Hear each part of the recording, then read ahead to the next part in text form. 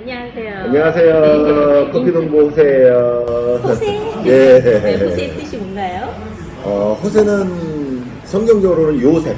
요셉을 네. 남미에서는 호세라고 불러요. 그러니까 스페인어로 부르면 호세. 호세. 예. 안녕하세요. 저는 인천 온라이브 예.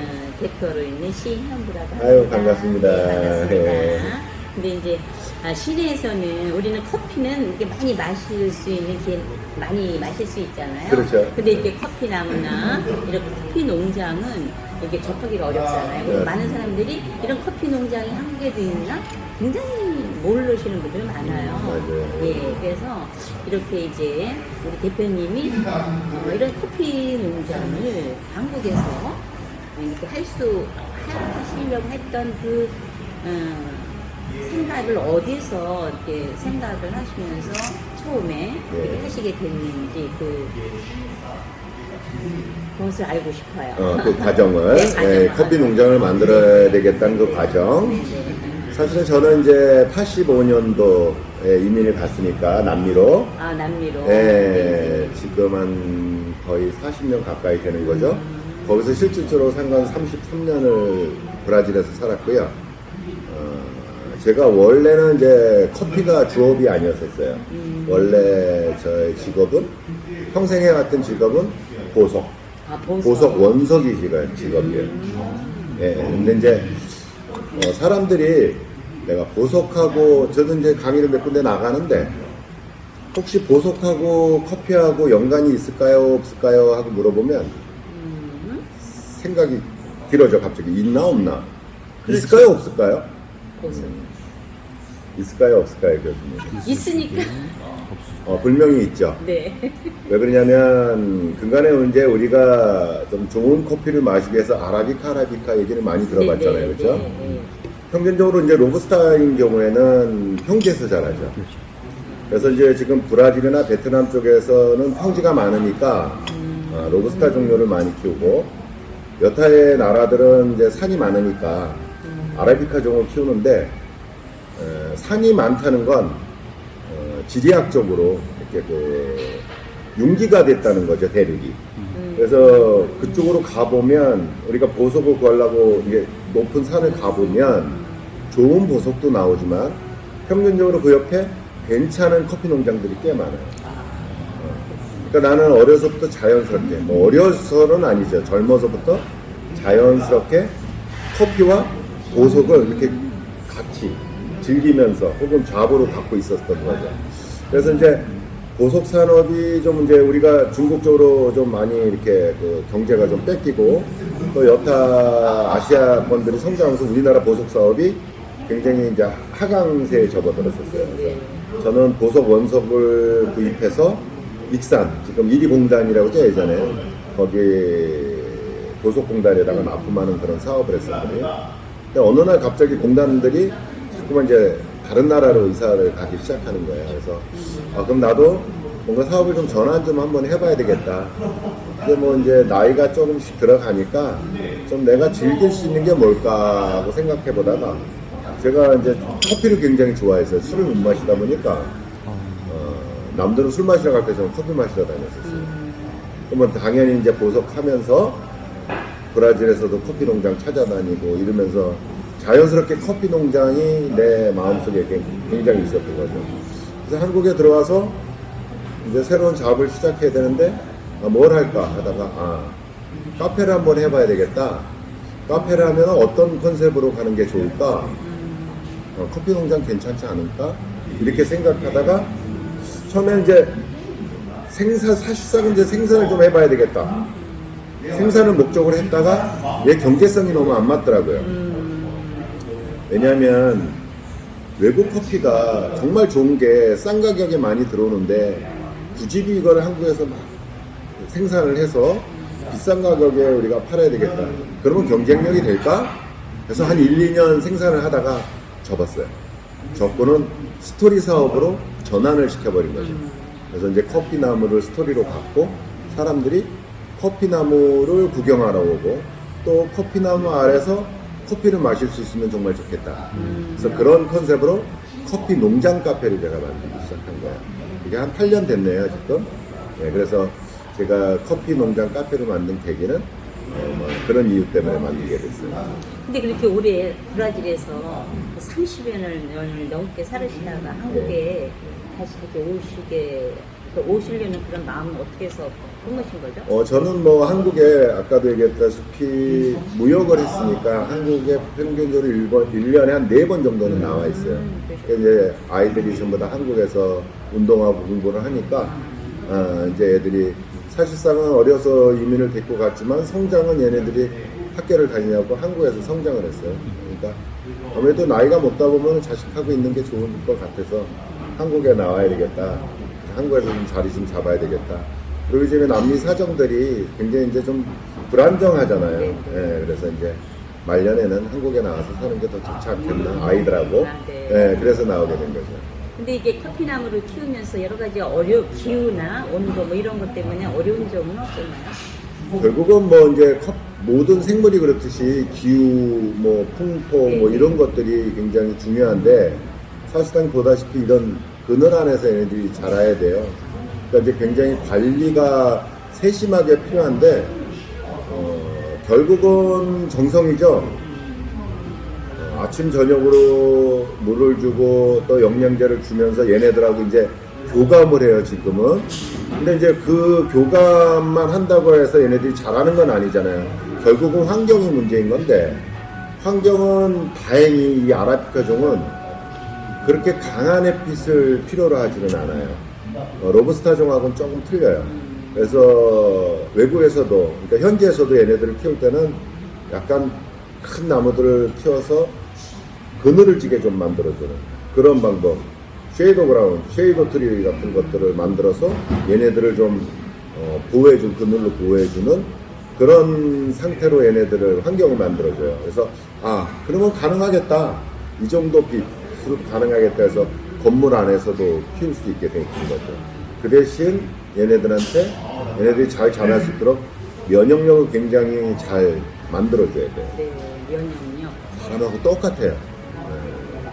근데 여기서는 직접 이렇게 열매가 열리도록 키우시는 건 아닌 것 같아요? 보면은 열매 꽤 열려 있고요. 그래요? 정말 이제 생산을, 제가 생산을 아까 안 한다고 했지만 네네. 아주 안 하지는 않겠죠. 그래서 제 하우스에 가보시면 거기서는 이제 빨간 열매들도 하우스가 따로 또 따로 있죠. 하우스가. 저는 이게 여기 화분이 작은 게 하도 많아서 모종만 이렇게 판매를 하시나 모종도 이거 하우스에서 다 키워서 제가 갖고 오죠. 가까이는 파주, 고천, 안성 이렇게 세 군데 제 하우스가 있어요. 하우스가 이렇게 많군요. 예, 많아요. 그럼 굉장히 바쁘시겠네요.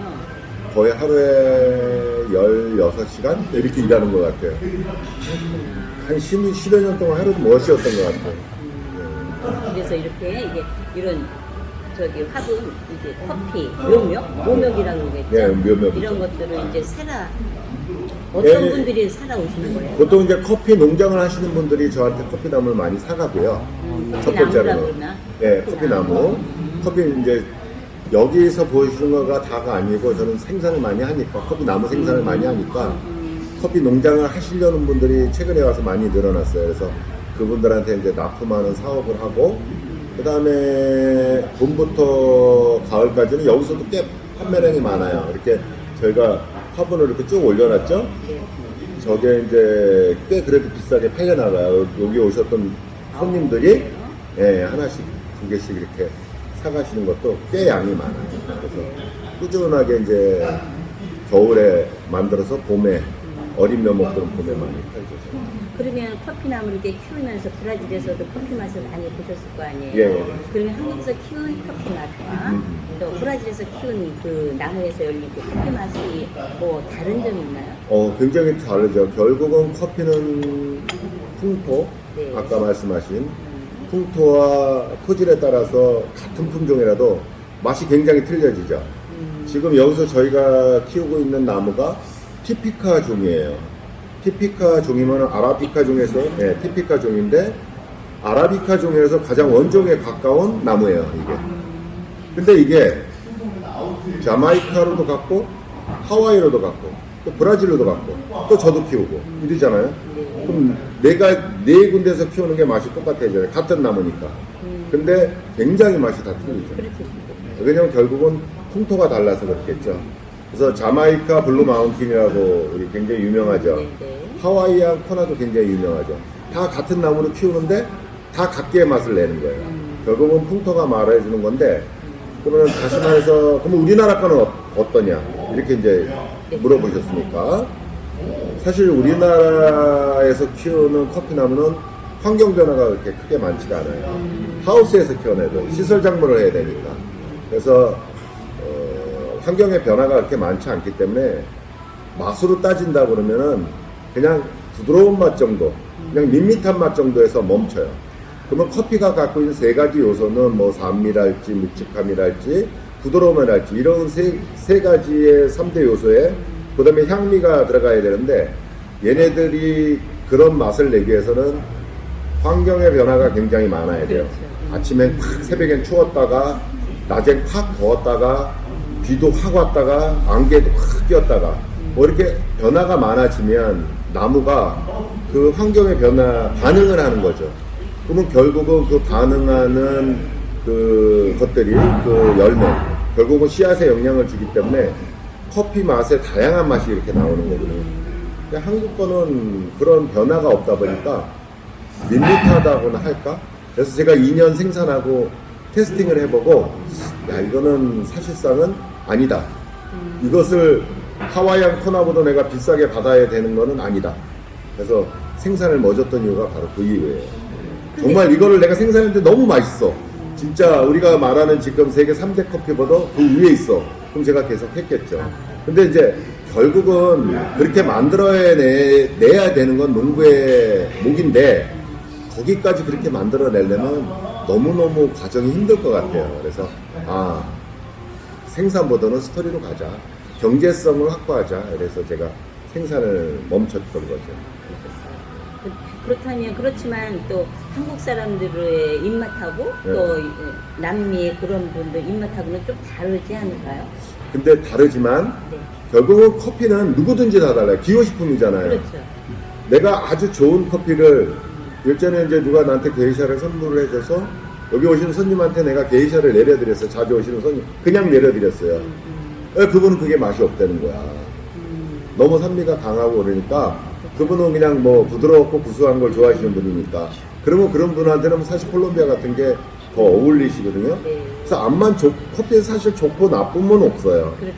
하지만 우리가 이제 대중적으로 퀄리티를 좀 나눠 놓잖아요. 그래서 얘는 어떤 퀄리티고 얘는 어떤 퀄리티야, 이렇게 좀 나눠놔요. 그래서 여기에 따라서 가격이 좀 형성이 되는 건데, 어떤 분한테는 비싼 게 좋고 맛있지만 어떤 분한테 맛이 없을 수도 있어요.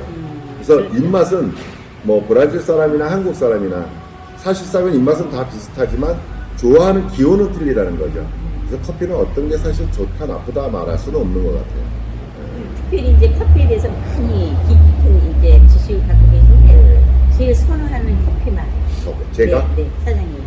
사실 이제 커피는 밸런스가 좋은 커피가 좋은 커피예요. 그러니까 아까 얘기했던 그 3대 요소, 좀 이렇게 묵직함을 갖고 있으면서 약간의 산미가 좀 포함되어 있고, 그러면서도 입에 넘길 때 아주 부드럽게 넘어가는, 이렇게 세 가지 요소를 갖고 있는 밸런스 좋은 커피들.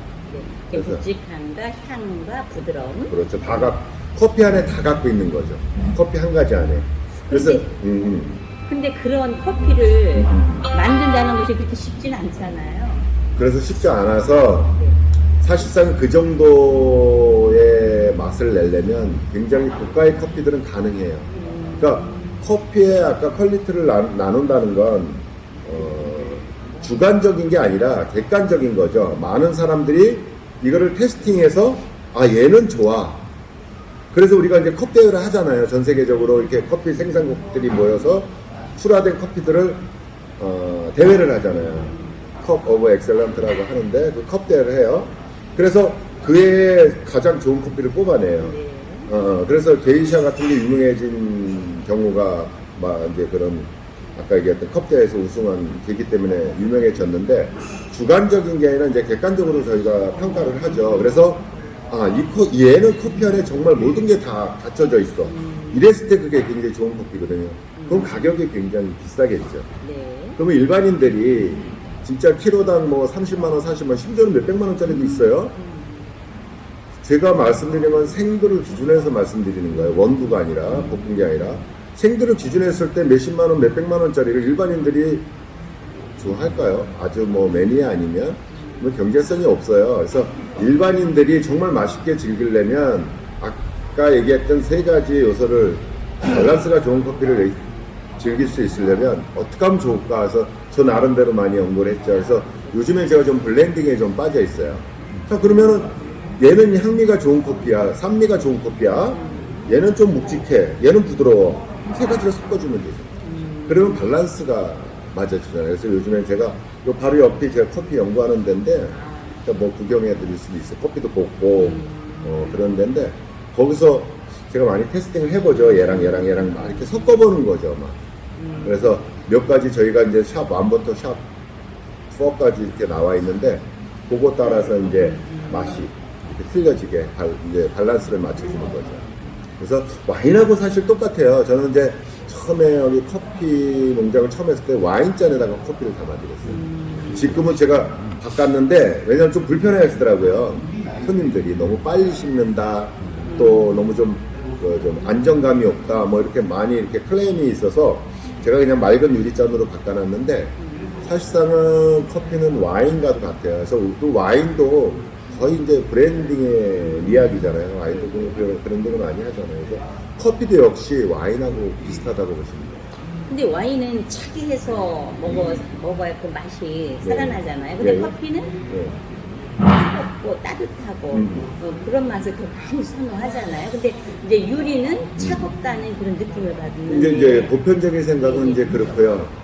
커피는 식었을 때 먹어서 맛있는 커피가 맛있어요. 그래요? 예. 커피는 저는 일부러 식혀서 먹거든요. 커피가 따뜻할 때 먹으면 진정한 맛을 알 수가 없어요.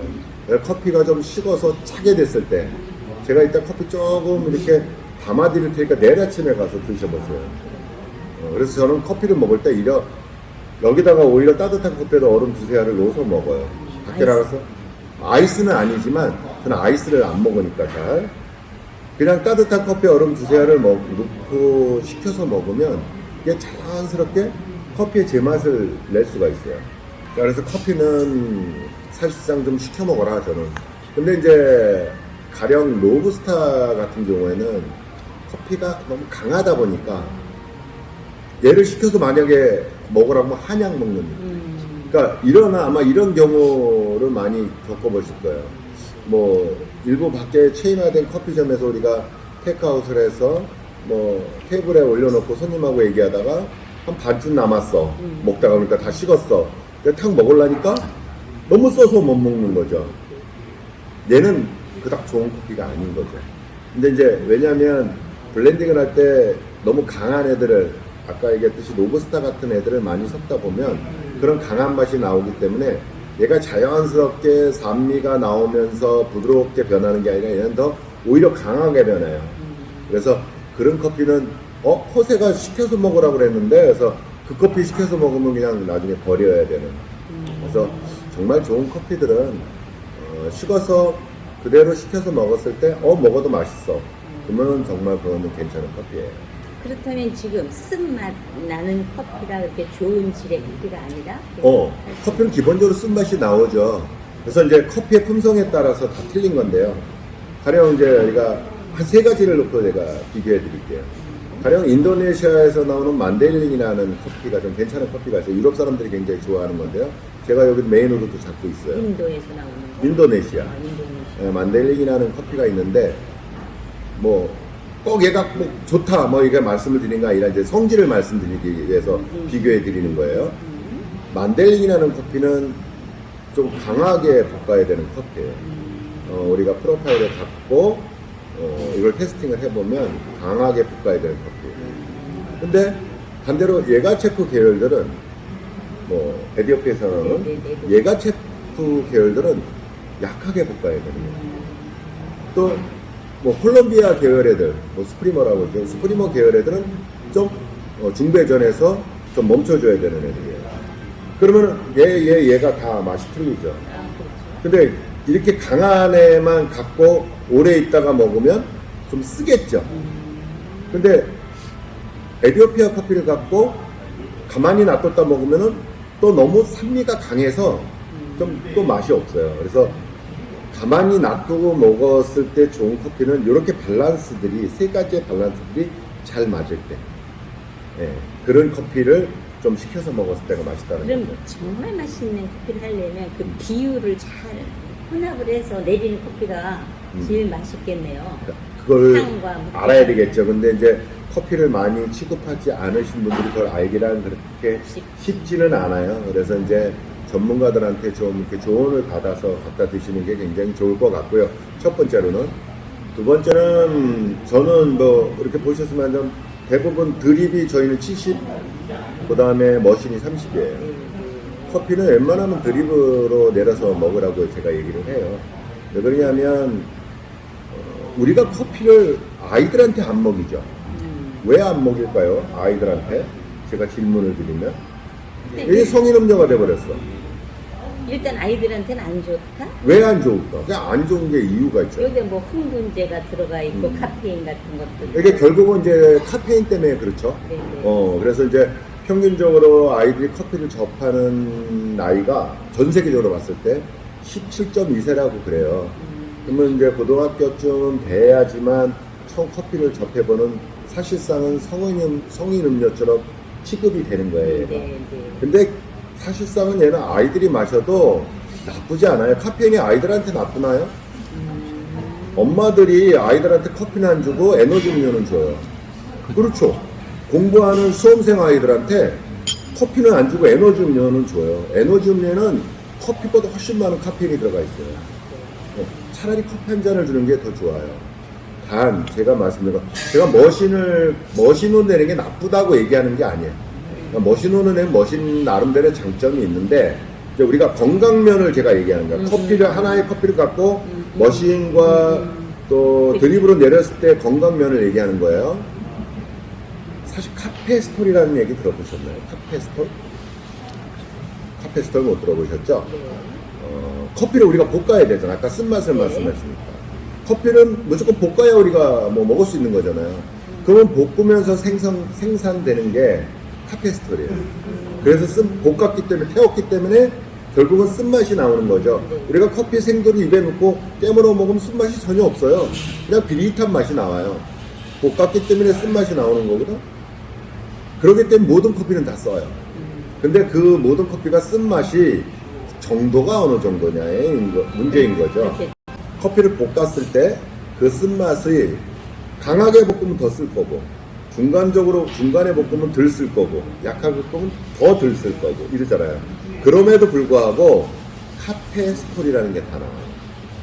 태우면서 나오는 거죠. 드립으로 내렸을 때는 약 90% 이상을 그 카페스톨을 다 제거시켜버릴 수가 있어요. 걸름지에서 다 걸릴 수가 있다는 얘기죠. 근데 머신으로 내렸을 때는 그것을 온전히 다 갖고 와야 돼요. 그래서 꽤 오래전에 캘리포니아 법원에 스타벅스가 제소를 받았는데